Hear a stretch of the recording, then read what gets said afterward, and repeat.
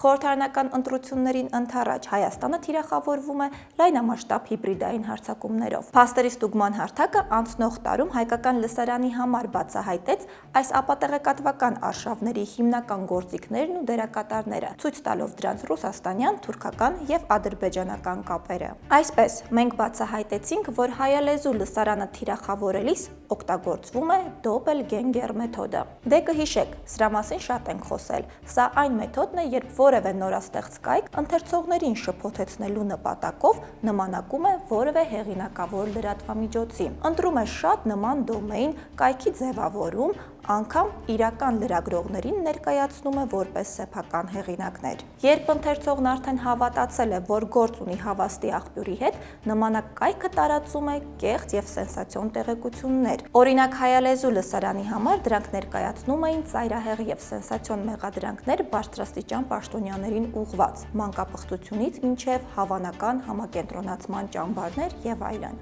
Եվ երբ տեղեկատվական դաշտը խայծը կուլ է տալիս, նմանակ կայքերը համարում են իրենց սև գործն ավարտված եւ կարճ ժամանակ անց հիմնականում անհետանում են թվային դաշտից։ Հաջորդ գործիքը, որը շատ են կիրառել կեղծ լուրեր գեներացնողները անցնող տարում, արհեստական բանականության միջոցով գեներացված deepfake տեսանյութերն են։ Դրանց միջոցով գեներացվել են ամենաանհեթեթ լուրերը, օրինակ այն, որ իբր կառավարությունը որոշել է, որ տաքսի ծառայությունները այսուհետ պետք է մատուցվեն բացառապես էլեկտրական մեքենաների միջոցով, կամ օրինակ այն, որ իշխանությունները ընտրությունները կեղծելու նպատակով 100 հազարավոր կեղծ հայկական անձնագրեր են տպել Թուրքիայում։ Դրանք փորձել Վրաստանով բերել Հայաստան եւ բռնվել վրացի իրավապահների կողմից։ Ինչ մեթոդներով են տարածվում այս կեղծ լուրերը։ Դրա համար գործի են դրվել Matryoshka եւ Storm 1516 համակարգված բոտ ցանցերը։ Դրանք ավտոմատացված կերպով շատ կարճ ժամանակում կեղծ լուրերը տարածում են սոցիալական մեդիայում,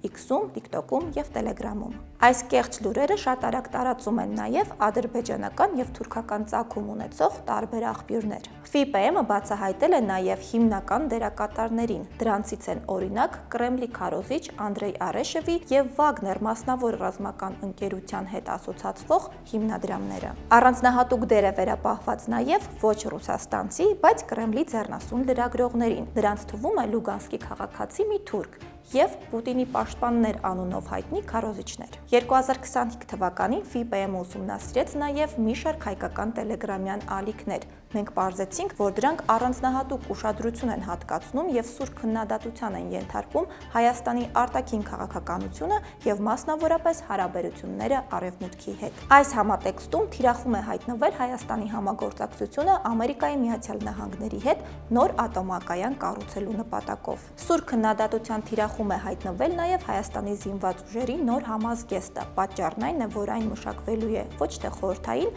այլ նատոյական ստանդարտներով։ Եվ հիշեք, Հայաստանի դեմ իրականացվող հիբրիդային արշավը, որտեղից էլ այն լինի եւ որ քաղաքական ուժի դեմ էլ այն ուղղված լինի, թուլացնում եւ խոցելի է դարձնում բոլորիս։